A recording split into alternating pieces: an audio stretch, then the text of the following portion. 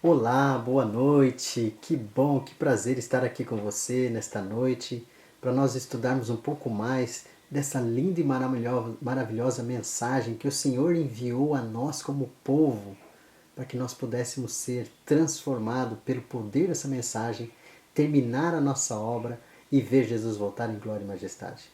Que bênção para nós podermos estar esses dias estudando, nesses momentos que nós temos aqui à noite para nós nos encontrarmos com cada um dos palestrantes que estão compartilhando essa mensagem. Esta noite eu gostaria de compartilhar com vocês o problema fundamental, que é como avaliar a mensagem de 1888. Sabe, irmãos, o erro de presumir que nós aceitamos a mensagem de 88 parte de um erro ainda mais profundo de incompreensão. E a grande pergunta a ser respondida é: qual foi realmente a mensagem de 1888? Há um ponto de vista que é endossado oficialmente de que a mensagem foi aceita e que não houve nada de específico ou peculiar para a Igreja Adventista. E essa mensagem é avaliada como se fosse a doutrina da justificação pela fé, ou seja, a mesma doutrina que os protestantes têm crido por muitos e muitos anos. Observe que o que diz um dos nossos estimados autores sobre a posição em relação à mensagem de 1888. Observe o que escreveu um dos nossos estimados escritores e autores sobre esta posição em relação à mensagem de 1888. E ele diz o seguinte: alguns podem indagar: o que foi esse ensino da justificação pela fé de 1888? E como foi ensinada e realçada pela Sra. White e outros no passado? Agora veja a resposta. Tratava-se da mesma doutrina que Lutero, Wesley e muitos outros servos de Deus já haviam ensinado antes. Ou seja, eles colocam que a mensagem de 1888 era a mesma mensagem que Lutero e Wesley e outros já tinham pregado no passado. Seria, irmãos, extremamente humilhante confessar que nós rejeitamos a mesma doutrina que Lutero, Wesley e muitos outros servos de Deus que já haviam ensinado. Então, devemos dizer que aceitamos a doutrina em 1888. Conquanto outro escritor de autoridade ainda admita que a mensagem de 88 fosse a terceira mensagem angélica. Como Ellen White a caracterizou? Ele confunde a questão insistindo que muitos líderes evangélicos não adventistas também proclamavam a mesma ênfase, a ênfase geral, tendo obtido a mensagem da mesma fonte. Sem exceção, irmãos, todos esses livros altamente recomendados de anos recentes deixam implícito logicamente que a verdade da mensagem do terceiro anjo nada mais é do que o ensino protestante popular. Ou seja, irmãos, como se a mensagem de 88 fosse uma repetição de mensagens do passado que Deus já tinha enviado para outras pessoas no passado, e isso não foi especial, uma mensagem especial para a igreja em 1888. Nenhum toma uma posição coerente de avaliar a mensagem de 88 como Ellen White o fez, e nem reconhece qualquer elemento singularmente adventista nela. Observem a insistência de Leroy Fromm. Olha o que ele diz. Homens de fora do movimento adventista tinham a mesma preocupação geral e ênfase e foram suscitados por volta da mesma ocasião. O impulso manifestante veio da mesma fonte, e quanto à época, a justificação pela fé centralizou-se no ano de 1888. Por exemplo, as renomadas Assembleias de Keswick, na Grã-Bretanha, foram fundadas para promover a santidade prática. Cerca de 50 homens poderiam ser facilmente alistados nas décadas finais do século XIX e nas primeiras décadas do século XX. Todos dando ênfase a essa ênfase geral. Irmãos, veja que há uma insistência em não interpretar de forma correta a mensagem que nos foi dada em 1888. E olha só o que mais diz Leroy Froom. Ele diz assim: a conclusão é lógica e irrecorrível. Devemos ir a essas fontes para obter a doutrina e aprender como ensinar justificação pela fé. Irmãos, olha só, ele está dizendo assim, nós temos que ir à fonte, onde é que nós recebemos? Então, se Lutero, Wesley e outros pioneiros pregaram no passado, nós devemos ir à fonte para entender sobre justificação pela fé. Que tristeza isso, irmãos, porque Deus nos mandou uma mensagem poderosa. E olha só o que ele diz mais. E temos feito isso por décadas, a despeito do fato de que a tendência desse ponto de vista sobre justificação pela fé é antinominista. Meus irmãos, seria contra a lei. Antinominista é uma palavra que diz assim, é contra a lei, ou seja, é contra a lei de Deus. Irmãos, podemos crer que esses líderes evangélicos eram homens bons, sinceros, vivendo à altura de toda a luz que eles possuíam. Lutero, ele viveu a luz que ele possuiu. Wesley viveu a luz que ele possuiu. Mas será que eles proclamavam a mensagem do terceiro anjo? Será que eles pregavam a mensagem do terceiro anjo para o nosso tempo? Olha só o que diz aqui o nosso autor.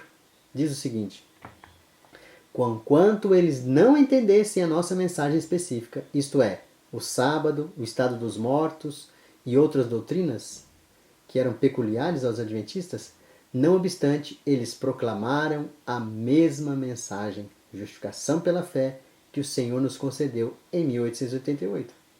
Irmãos, isso, se nós olharmos esse texto aqui, já dá para entender que eles estão dizendo que a mensagem em 1888 é a mesma mensagem que Wesley e Lutero pregaram no passado.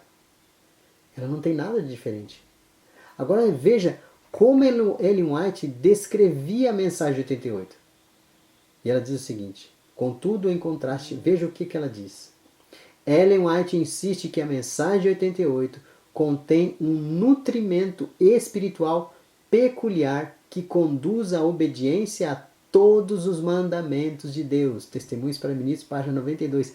Irmãos, a mensagem tinha um centro, que era a obediência plena à vontade de Deus, aos mandamentos de Deus. Então, como é que nós podemos colocar que Lutero e Wesley pregaram a mesma mensagem se eles não focaram nos 10 mandamentos, se eles não focaram na obediência plena à vontade de Deus em questão dos mandamentos?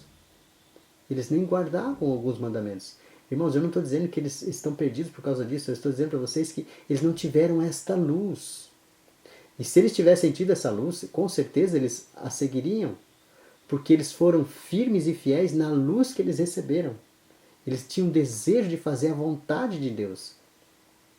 Então, irmãos, a posição dessas autoridades, logicamente, apoia o ponto de vista de nossos oponentes, que nada há de especial quanto ao cerne da mensagem adventista do sétimo dia.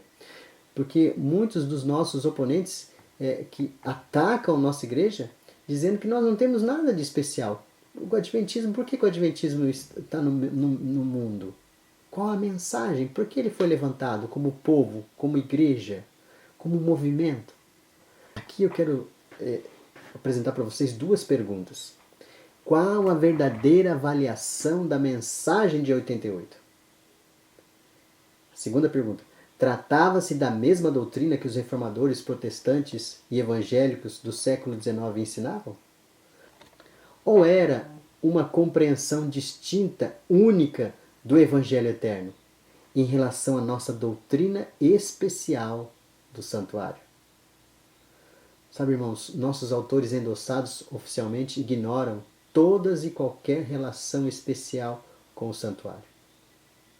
A verdade disso é que isso é crucial para o entendimento da nossa identidade como um povo. Se a mensagem de 88 foi somente a doutrina protestante histórica de justificação pela fé, defrontamos com alguns problemas, e problemas sérios. Primeiro, suponhamos que aceitemos que Ellen White esteja correta ao dizer repetidamente que a mensagem de 88 foi objeto de resistência e rejeição. Segue-se então necessariamente de que a liderança da Igreja Adventista do Sétimo Dia rejeitou a mesma doutrina que Lutero e Wesley ensinaram, concernente à justificação pela fé. Em outras palavras, se dissermos que a mensagem de 88 era a mesma doutrina que Lutero e Wesley haviam estado ensinando, logicamente requer que nossos antepassados, de 1888, rejeitaram a posição protestante histórica. E tal rejeição, irmãos, seria tão desastrosa quanto a rejeição de Lutero por Roma, ou a rejeição de Wesley pela Igreja da Inglaterra. Seria equivalente à queda espiritual tão má quanto a queda de Babilônia. Mas isso não pode ser, pois destruiria a Igreja. Assim, muitos dos nossos autores são forçados a presumir que nós aceitamos a mensagem de 88 e tivemos um grande reavivamento. Segundo ponto. Novamente, se a opinião de que a mensagem de 88 foi a mesma doutrina dos reformadores, isso requeriria que Lutero e Wesley e muitos outros servos de Deus do século XVI ao século XIX tivessem pregado a terceira mensagem angélica. Irmãos, se eles pregaram a terceira mensagem angélica, para que 1844? Para que 22 de outubro? Para que 2.300 tardes e manhãs? Onde está o nascimento do movimento profético levantado por Deus, a igreja que eu e você pertencemos e defendemos? Porque se eles já pregaram as três mensagens angélicas no passado, onde está o fundamento da igreja adventista? Assim, os adventistas do sétimo dia não podem, logicamente, ver sua identidade nas três mensagens angélicas. De Apocalipse 14, irmãos. Como é que nós podemos nos identificar em Apocalipse 14 se nós rejeitamos essa mensagem e dizemos que eles já pregaram essa mensagem no passado, então eles estão cumprindo Apocalipse 14? E hoje nós estamos perdendo pastores, perdendo membros jovens pela mesma razão básica. Eles nada veem de peculiar e atraente em nossa mensagem do Evangelho. Porque esses pontos de vista endossados oficialmente deixam implícito de que nada há de singular a respeito. Se assim for, grande dano foi feito, pois ideias publicadas com autoridade desempenham um grande impacto sobre a Igreja Mundial. Isso traz um grande dano para nós como povo e como igreja. Irmãos, agora vamos a outra situação. Há uma reiteração da posição sobre 1888. Um outro ponto de vista altamente endossado quanto à mensagem de 88 é que representou uma mera reiteração dos pioneiros adventistas que eles já tinham crido, desde os nossos primórdios. Uma recuperação de um equilíbrio homilético na doutrina e na pregação, temporariamente perdida entre 1844 e 1888. Veja que essa reiteração é outra posição que se diz, né? Que nós simplesmente estamos reiterando a nossa posição que já tínhamos no passado. Ou seja, se eu acredito que John Wesley, Lutero pregaram as três mensagens angélicas, então agora eu tenho que só dizer que em 1888 a gente só reiterou o que eles já pregaram no passado. E esse ponto de vista tem chegado a ser amplamente acatado. E olha o que diz aqui, alguns poucos exemplos são suficientes. Esta Assembleia de 1888 provou-se ser o início de uma reiteração desta gloriosa verdade que resultou num despertamento espiritual entre o nosso povo. Veja então que essa posição ela é reiterada, como se nós estivéssemos explicando o que nós vimos no passado e agora estamos simplesmente dando a explicação de que nós também aceitamos o que está no passado e estamos apenas apresentando ela hoje. O maior acontecimento dos anos 80 na experiência dos adventistas do sétimo dia foi a recuperação ou a reiteração em nova conscientização de sua fé na doutrina básica do cristianismo. E que doutrina é essa? Saber que um homem não é justificado pelas obras da lei, mas pela fé de Jesus Cristo. Veja que muitos escritores apresentaram essa reiteração sobre o nosso assunto da mensagem de 1888. Houve aqueles que aceitaram a ênfase de 88 sobre a justificação pela fé na outra extremidade. Os que pensavam que essa ênfase ameaçava os velhos marcos. Veja o que diz esse texto aqui, tirado do livro Fé que Salva, página 40. Diz assim: a reação da igreja durante os anos 90 à nova ênfase sobre educação foi mista. Ou seja, um grande problema. Né? Isso foi escrito em 1969. Bom, se esta posição de reiteração ou ênfase estiver correta, então algumas indagações adicionais podem ser suscitadas. Primeira, como líderes conscienciosos puderam resistir, rejeitar ou mesmo negligenciar uma reiteração do que eles próprios sempre creram e tinham pregado por 20, 30 ou 40 anos antes? Essa é uma boa observação. Segunda, ou se essa sessão de 88 incluía uma nova geração de pregadores adventistas, como poderiam eles rejeitar uma gloriosa verdade que seus antepassados imediatos não tinham estado pregando? Como é que isso pode ser possível? Terceira indagação. Novamente, como poderíamos defender-nos contra a acusação de que a Igreja Adventista sofreu uma queda moral semelhante à de Babilônia, se aceitamos o ponto de vista de que os irmãos, em 1888, rejeitaram a reiteração da verdade que criam no início do movimento adventista? Irmãos, como que seria isso possível? Vocês vão ver as complicações que vão acontecendo quando nós vamos rejeitando ou criando situações para não acreditar num assídio do Senhor tão claro para nós. Quando alguém está subindo e subitamente volta ou cai para trás, ou volta atrás, isso é uma queda. Mas eu quero dizer uma coisa para vocês.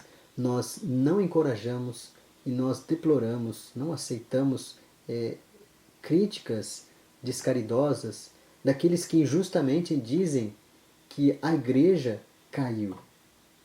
Como se ela fosse Babilônia. Nós não cremos nisso, irmãos.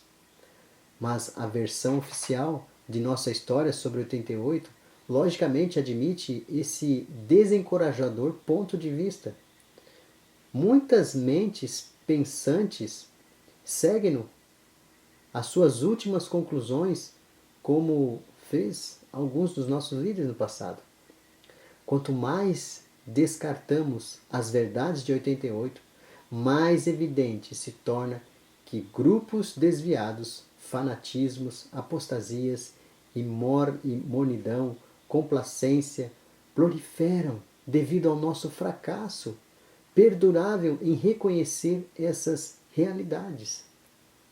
Sabe, irmãos, este capítulo apresenta evidência de que a mensagem de 88 não foi uma mera reiteração das doutrinas de Lutero, Wesley, nem mesmo dos pioneiros, dos nossos pioneiros adventistas.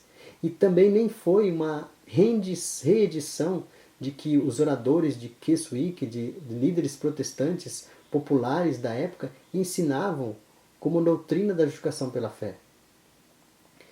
Foi muito maior do que isso.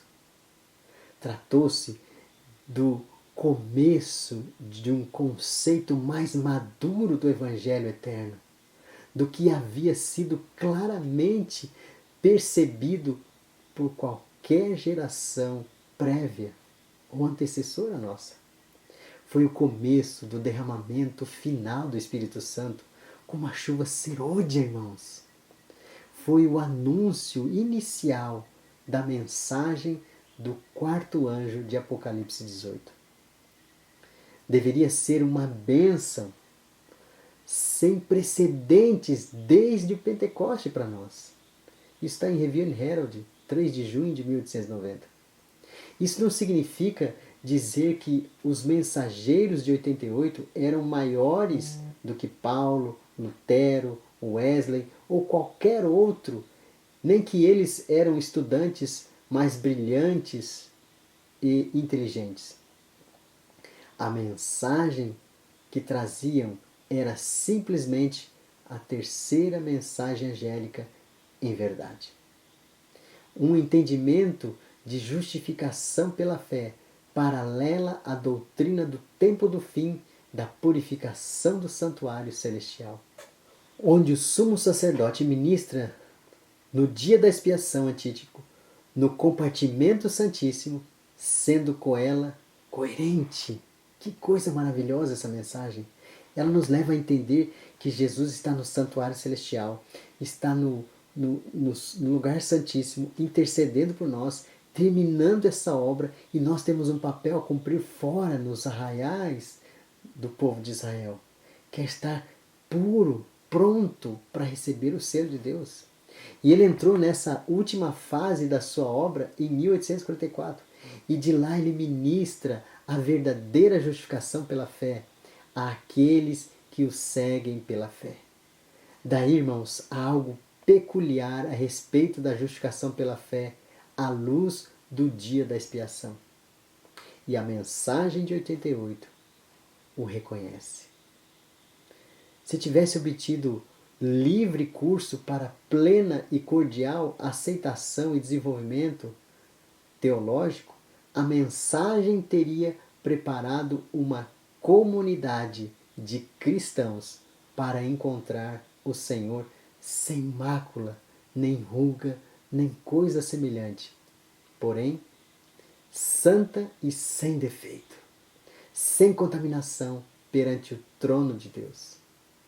Era a intenção de seu divino autor, o nosso Senhor, amadurecer as primícias para Deus e o Cordeiro.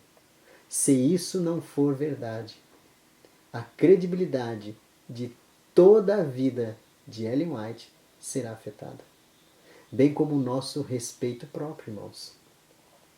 O nosso respeito próprio denominacional. Ademais, a óbvia e inegável rejeição dessa mensagem não constituiu uma queda moral ou espiritual da igreja remanescente envolvendo um repúdio da teologia protestante. Foi antes a captura de seu desenvolvimento espiritual ordenado, uma pobre cegueira e falta de habilidade em reconhecer a consumação escatológica do amor e chamado do Senhor. A rejeição dessa mensagem virtualmente, ela obscureceu um entendimento ético e prático da purificação do santuário celestial. E ela deixou somente uma capa exterior da estrutura doutrinal, tal como as provas, cronológicas das 2300 anos. E o conceito, entre aspas, como mecânico do juiz investigativo, como foi pregado por nós antes de 1888. Nosso próprio crescimento retardado em entendimento tem atraído a zombaria dos nossos oponentes evangélicos, que fazem pouco caso desta verdade peculiar adventista como se fosse uma balofa, mofada, sem proveito algum. E por isso que tantos dentre nossa própria gente, especialmente os nossos jovens, veem a doutrina do santuário como entediante, irrelevante. Irmãos, eu sou apaixonado por essa doutrina do santuário. Eu amo sobre os detalhes do santuário. Eu tinha um pastor amigo meu chamado Jorge Anacleto e ele sempre dizia que o santuário ele é a espinha dorsal do Adventismo. Irmãos, eu não entendia isso e por muito tempo fiquei sem entender. Mas quando eu comecei a estudar o santuário, os detalhes do santuário, eu fiquei tão impressionado. E vocês, se quiserem conhecer, tem vários estudos meus apresentados na internet. Vocês podem ir lá no canal YouTube e acharem lá. Irmãos, essa doutrina é maravilhosa. E quando a gente junta ela com as 3 mensagens angélicas, ela se encaixa perfeitamente para os nossos dias. Vamos avançar mais um tópico, mais um ponto. O que Ellen White via na mensagem de 88? Então, irmãos, agora vamos ver o que ela disse sobre essa mensagem. Vamos ver se isso é relevante para nós entendermos isso hoje. Então, tão logo ela ouviu um pouco da mensagem do Dr. Wagner em Minneapolis, pela primeira vez, por casualidade. Ela estava por ali e acabou ouvindo.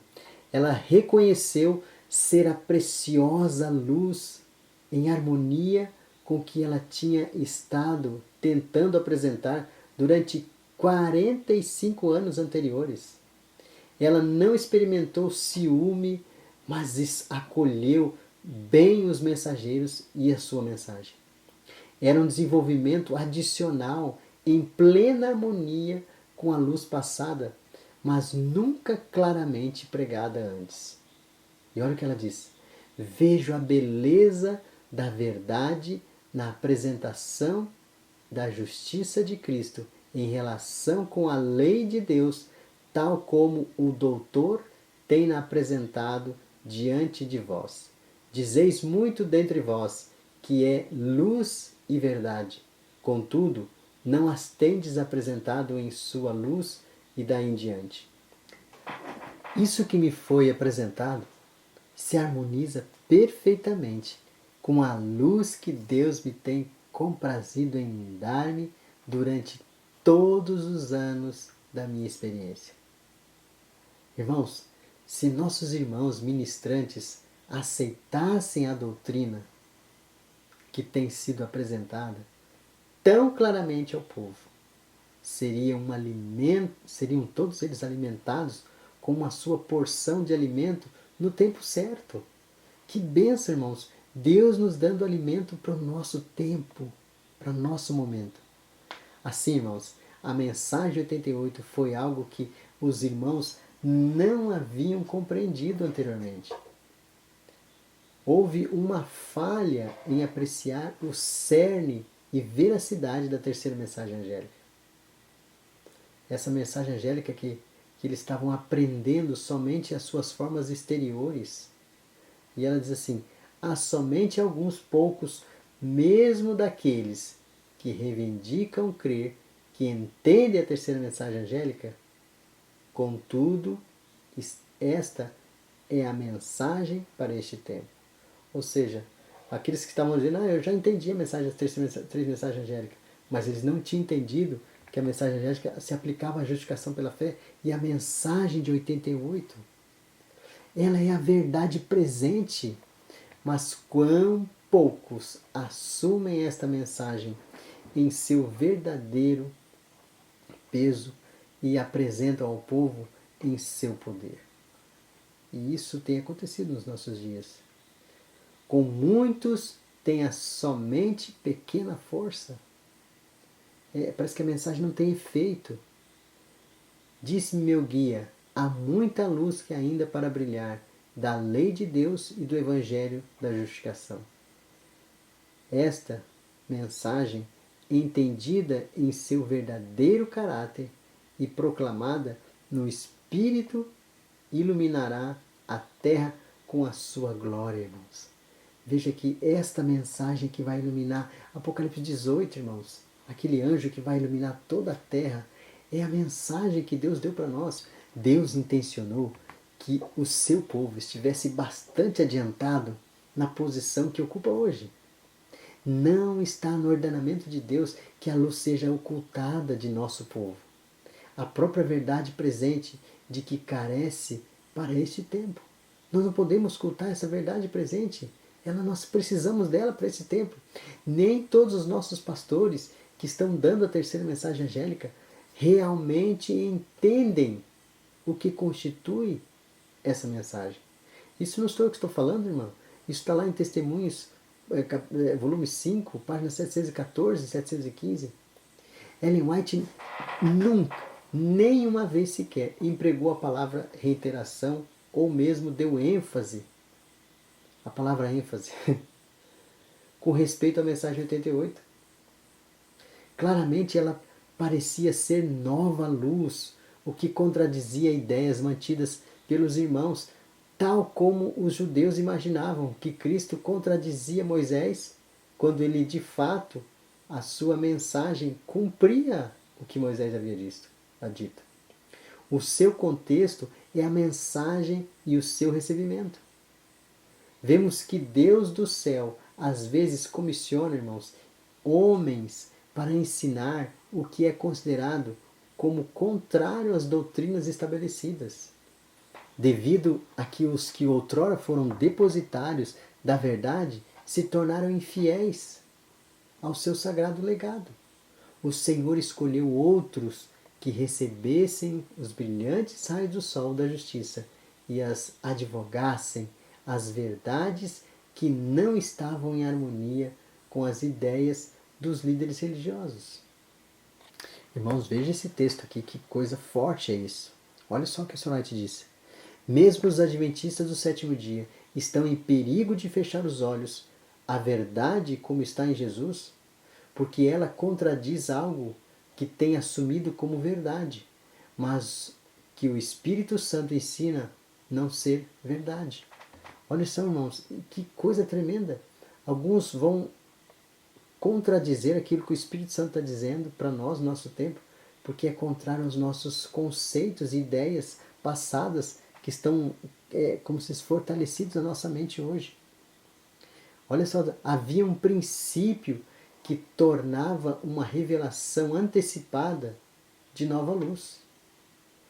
Isso era necessário em 1888. Isso é declarado em um dos sermões de Ellen White em Minneapolis. Olha o que ela diz. O Senhor necessita de homens que sejam usados pelo Espírito Santo, que estejam certamente recebendo o maná recém-vindo do céu. Sobre as mentes desses, a palavra de Deus emite luz. Aquilo que Deus concede a seus servos para falar hoje, talvez não tivesse sido verdade presente há 20 anos, mas é a mensagem de Deus para este tempo. Que coisa maravilhosa!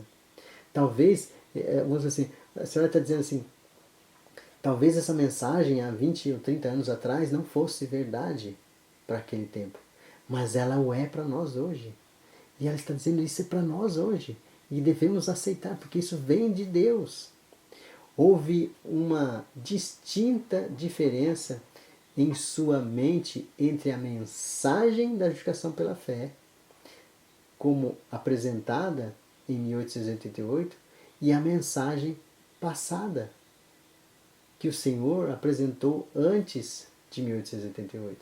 Veja que Ellen White faz uma distinção entre as mensagens de educação pela fé que vieram antes de 1888 e aquela que veio em 1888. Conquanto não devesse haver contradição, deve haver desenvolvimento. E um desenvolvimento adicional.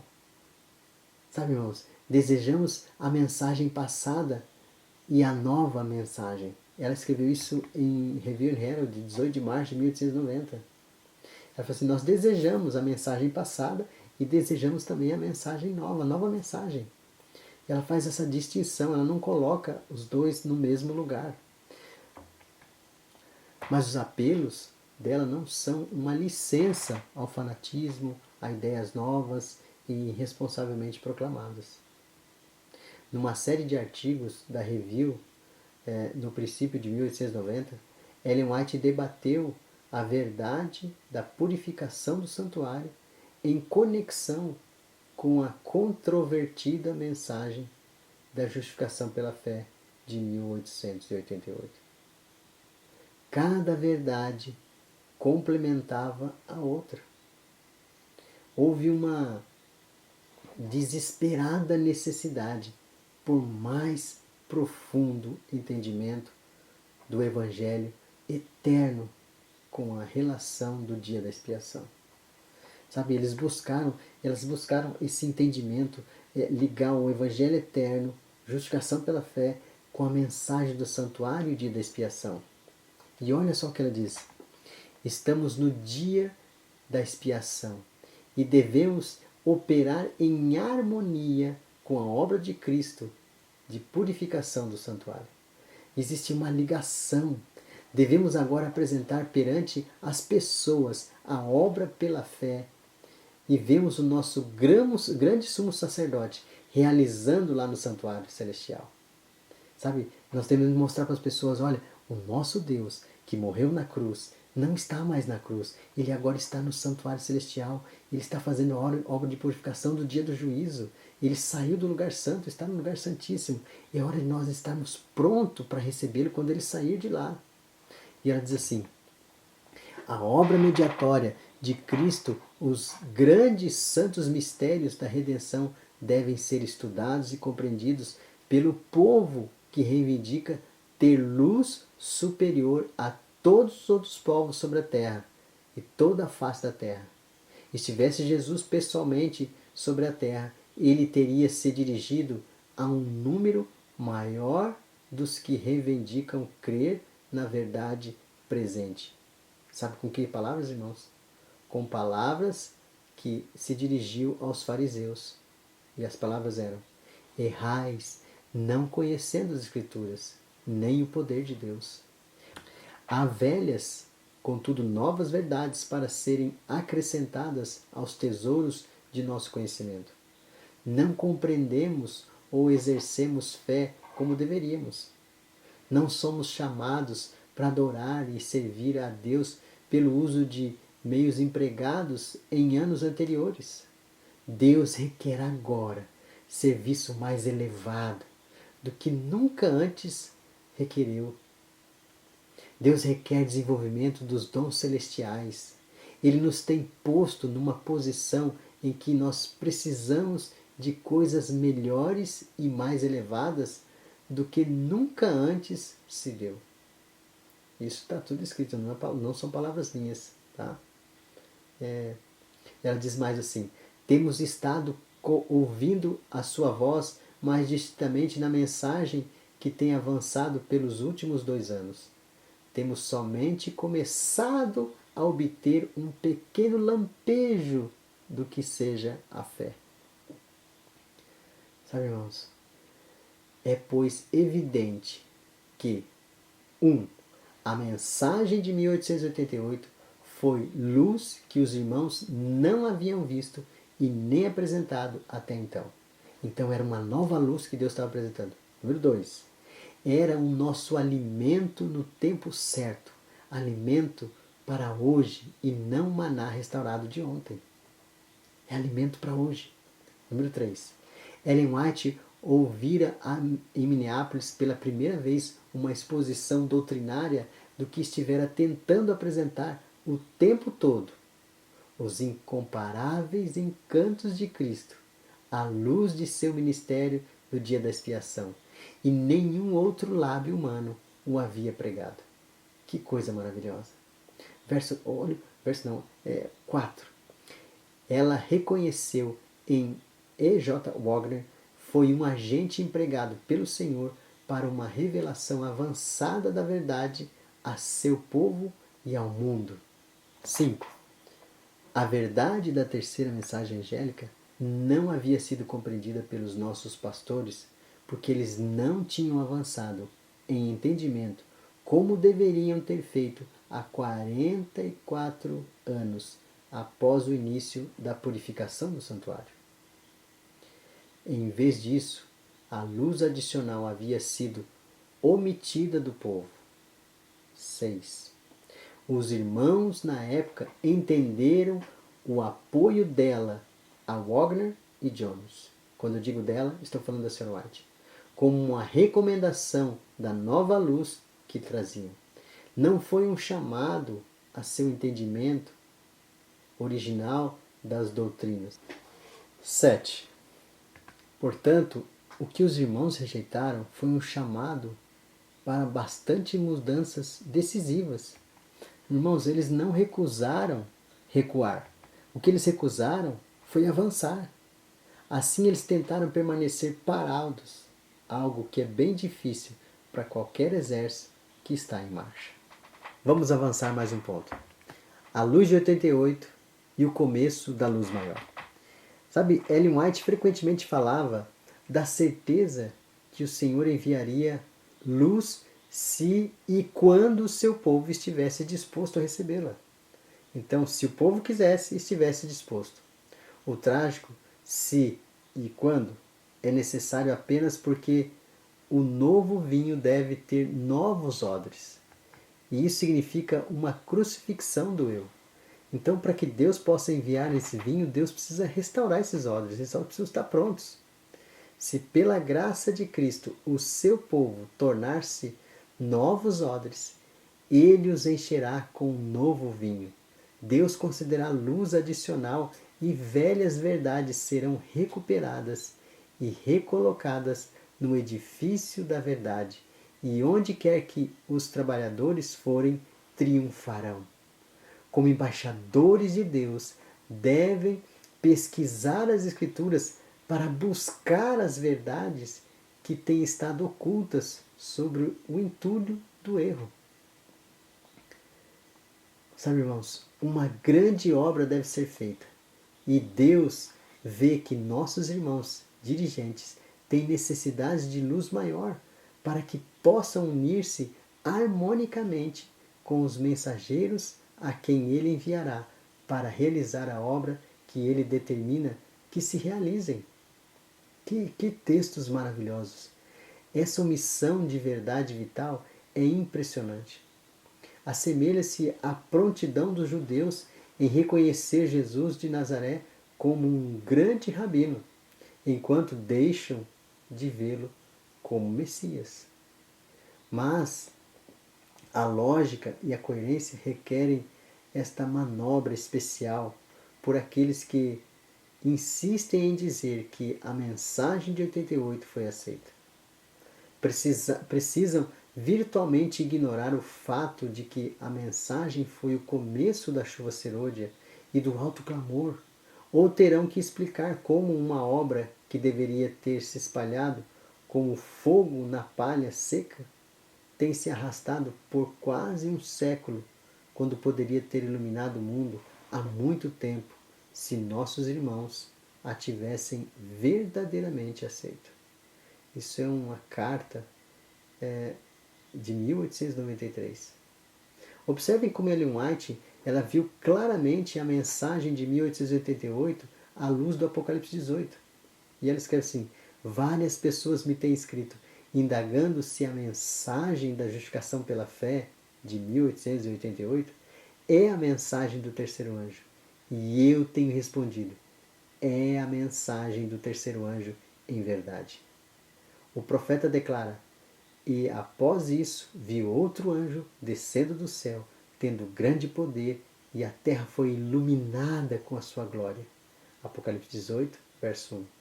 Isso está em Review and Herald, de 1º de abril de 1890. E olha o que diz aqui: o alto clamor do terceiro anjo já começou na revelação da justiça de Cristo. Este é o começo da luz do anjo cuja glória vai encher toda a terra, irmãos. Se essa tremenda mensagem deve ser proclamada pelos reavivalistas protestantes, populares, não temos razão de existir como um povo especial. Se eles já pregaram ou pregam essa mensagem, qual é o nosso motivo de estar aqui? Porque Deus nos chamou como povo. Nós fomos chamados para pregar essa mensagem e essa mensagem foi dada a nós como povo peculiar. Vamos avançar para os nossos últimas considerações. A luz apagada do alto clamor. O Senhor é misericordioso e longânimo e pronto a perdoar. Ele restaura o que se perdeu sob condição de arrependimento. Mas não podemos permitir que a confusão neutralize a parábola de 1888. Nós temos que tocar nesse assunto para entendermos uma pergunta intrigante.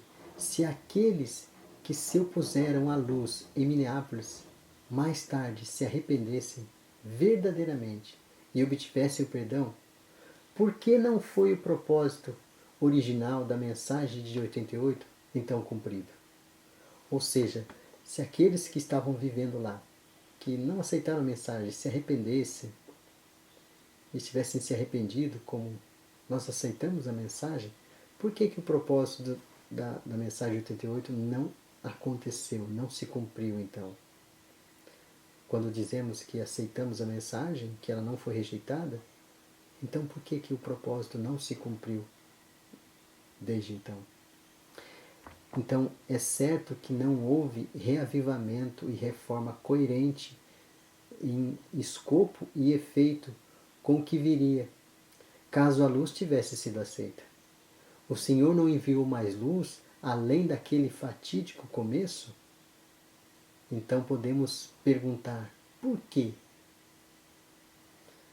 Em ocasião alguma, entre 1888 e 1901, a liderança responsável da Igreja manifestou um firme propósito de retificar o trágico erro de 1888.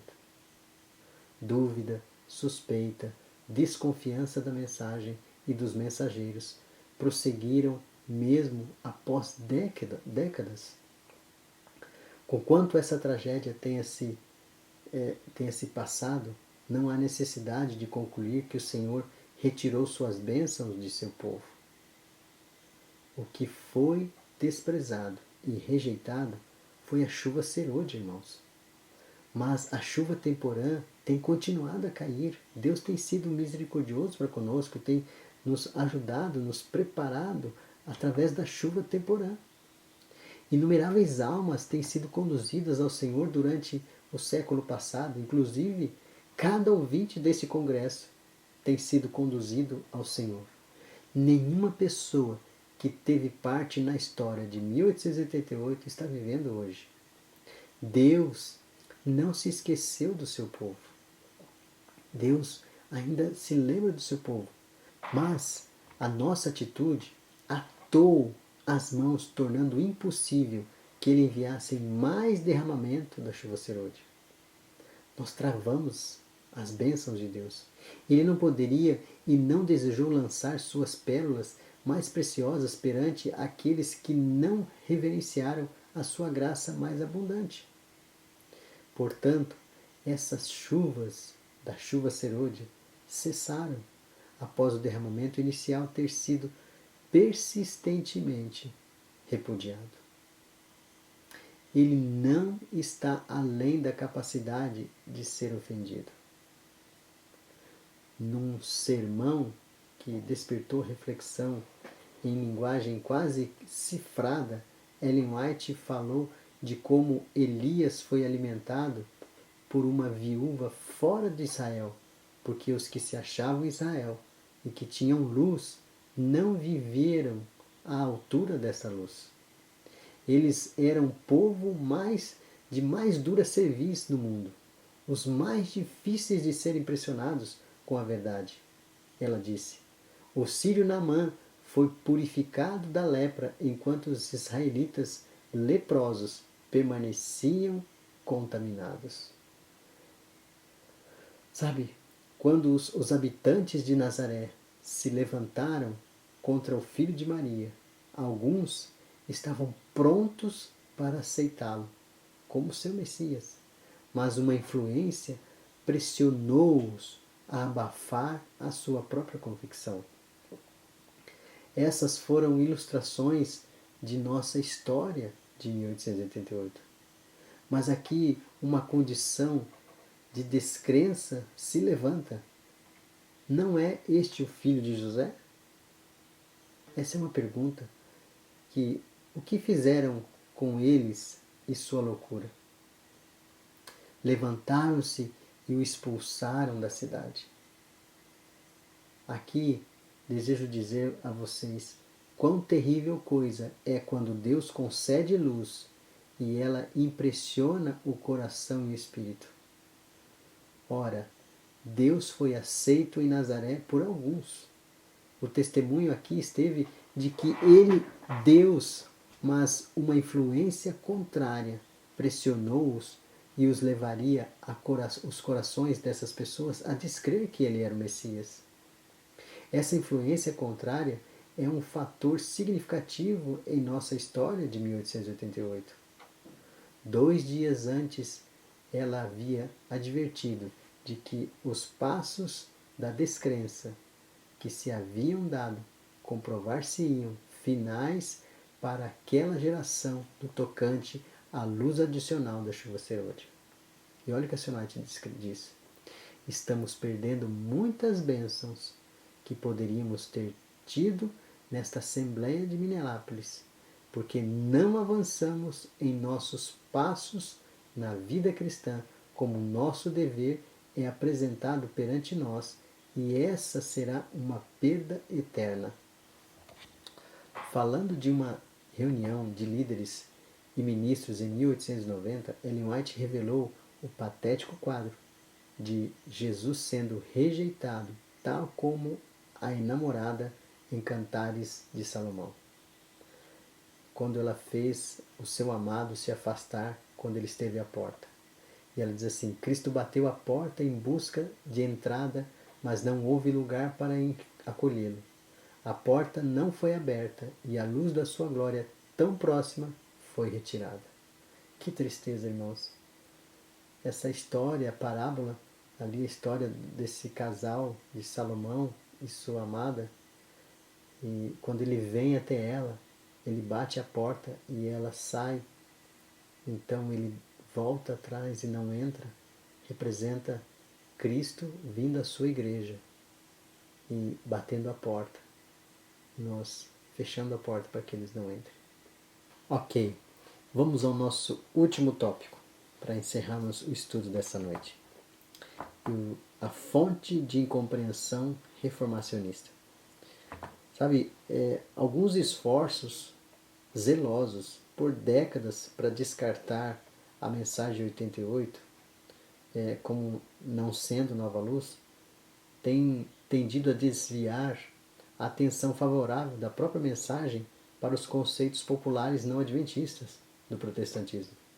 Esse foi o caso por quase 60 anos, começando em torno da década de 1920, com um livro que é muito conhecido de muitas pessoas, Cristo, Justiça Nossa. O autor, Arthur Daniels, ele não percebeu nada de peculiar na mensagem de 1888, mas, equivocadamente, ele interpretou-a como estando em perfeita harmonia com o melhor ensino evangélico não adventista.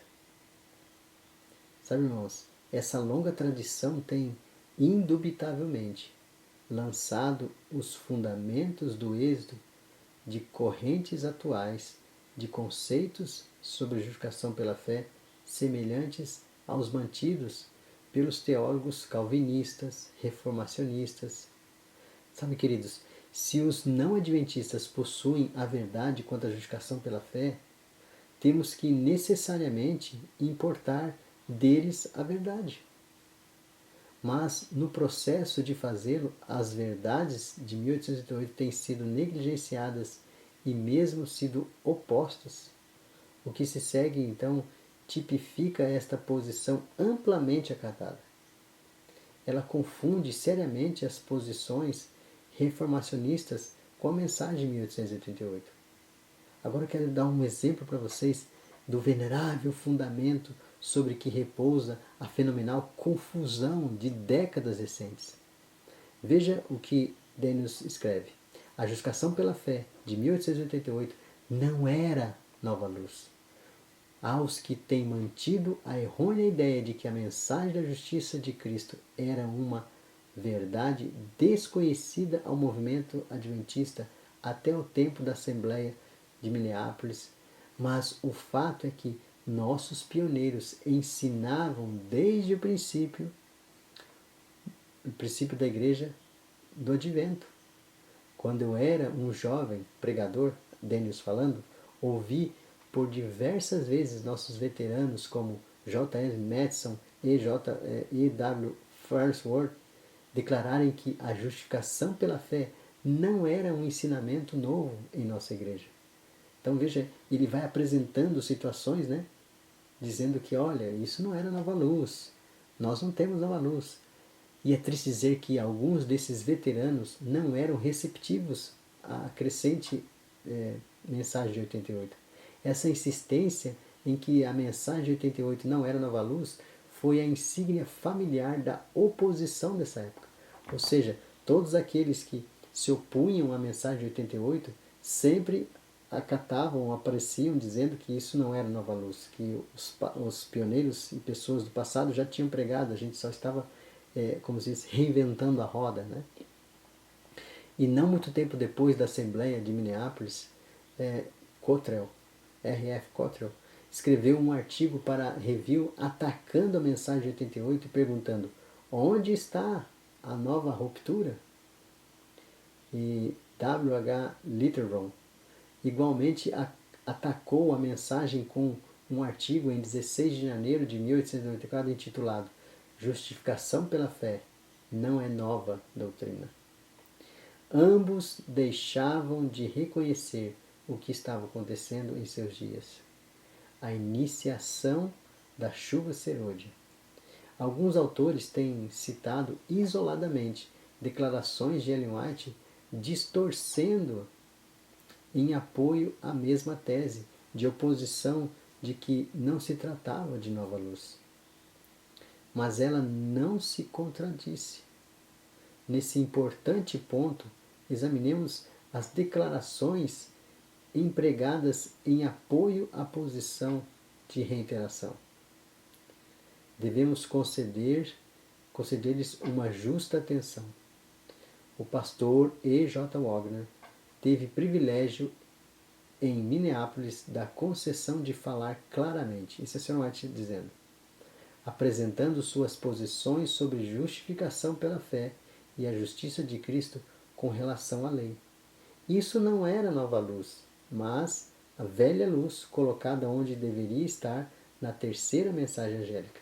Agora veja o que a Sr. White vai dizer aqui. Não era nova luz para mim, no caso ela, né? Pois me havia vindo de autoridade mais elevada pelos últimos 44 anos. Ou seja, ela falou assim, olha, o que eles têm pregado não é nova luz. Não é nova luz para mim, ela diz. Obreiros na causa da verdade deveriam apresentar a justiça de Cristo não como nova luz, mas como preciosa luz que por um tempo foi perdida de vista pelo povo. Está em Review and Herald, 20 de março de 1894. Essas declarações não dizem que a mensagem de 88, em sua plenitude, não foi nova luz da chuva serôdia e do alto clamor. No contexto, as declarações de 1808 foi escrita para refutar o preconceito de irmãos oponentes que depreciavam a mensagem como meramente uma novidade de origem humana. Toda luz é eterna, nenhuma é estritamente nova, mas era certamente novo para os nossos irmãos em 1888 e para as nossas congregações, e teria sido novo para o mundo se a houvéssemos proclamado. E seja o que foi a luz de 1888, nova ou velha, é óbvio que ninguém mais havia pregado entre nós durante aqueles últimos 44 anos. Ou seja, a senhora te vai mostrando que isso era uma luz para aquele tempo. Mais adiante, no manuscrito de 1889, Ellen White declarou que a mensagem inteira de 1888 provar-se-ia realmente nova luz se a comissão evangélica devesse ser terminada naquela geração. Perguntas então foram feitas naquela época. Irmão White, a senhora acha que o Senhor tem alguma nova luz, aumentada luz para nós como um povo? E ela respondia, certamente, não só penso assim, mas posso falar com entendimento. Sei que há preciosa verdade a ser nos desdobrada, se somos o povo que deve permanecer de pé no dia da preparação de Deus. Que coisa maravilhosa! Os adventistas do sétimo dia não devem cultivar a reputação de serem inventores de novas doutrinas, mas reparadores de brecha, restauradores de veredas para nelas habitar, descobridores dos velhos caminhos. Tal apresentação desarmará o preconceito, enquanto a apresentação da verdade como algo inventado há pouco despertará oposição. Mas isso não nega que a mensagem de 1888 foi uma revelação avançada para a Igreja. Conquanto a convicção de Ellen White gradualmente se aprofundasse no sentido de que se tratava do cumprimento da profecia de Apocalipse 18, ela via como harmonizava com o conceito peculiar da purificação do santuário celestial. Esse era o cérebro da mensagem. Esta é uma verdade que os sinceros amigos protestantes nunca compreenderam. Poderia uma razão de isso ser que nós jamais a tornamos clara a eles? É chocante aos judeus ortodoxos que têm orado pela vinda do Messias reconhecer que ele veio há muito tempo, mas foi rejeitado por seus antepassados. Não é menos chocante aos adventistas do sétimo dia, de que se mantém orando pelo derramamento da chuva serôdia, reconhecer que a bênção veio um século atrás, mas foi rejeitada por seus antepassados. Irmãos, quero terminar fazendo um apelo a você. A palavra de Deus diz: se hoje ouvirdes a sua voz, não endureçais os vossos corações. O Senhor nos enviou uma mensagem tão preciosa, tão poderosa, para que nós pudéssemos iluminar a terra com essa mensagem. Para que a missão a nós dada como povo, que foi levantado no movimento profético, pudesse encerrar a história do pecado. Cristo pudesse então purificar o santuário celestial, porque Ele purificou e derramou poder para que nós pudéssemos purificar o santuário da terra, que é o nosso templo da alma, livre de toda a contaminação, para que então nós pudéssemos entregar o nosso eu, para que Cristo pudesse nos selar e colocar em nós o selo de aprovação do céu, para que nós pudéssemos entrar no reino eterno. Eu quero orar a Deus e pedir para que você, que hoje está aqui, assentado aí, nos assistindo, nessa série de estudos, para que você não endureça o vosso coração, para que você se entregue a Cristo e permita que o poder da chuva serôdia caia sobre você. Mas precisamos primeiro reconhecer que lá atrás nós rejeitamos essa mensagem e temos rejeitado muito tempo hoje, para que Deus possa então derramar novamente essa chuva que vai iluminar toda a terra e terminar essa obra. Vamos orar? Amantíssimo Deus que habita nas alturas dos céus, te damos graças, Senhor, porque o Senhor tem sido misericordioso para com cada um de nós. E novamente o Senhor tem chamado o teu povo, que esteve perambulando pelo deserto por 40 anos, andando em torno e em círculos. E o Senhor tem levantado um povo que tem dito: basta, não queremos mais ficar circulando. Queremos entrar na cidade. Queremos possuir Canaã. Ó Senhor, envia o teu Santo Espírito. Novamente, restaura, derrama a chuva serôdia sobre nós, para que possamos ser selados com o teu selo e possamos estar novamente na glória. Que o Senhor abençoe a cada um aqui. Em nome de Jesus oramos. Amém. Um abraço para você e até o nosso próximo encontro. Não perca o nosso próximo estudo. Que Deus abençoe vocês.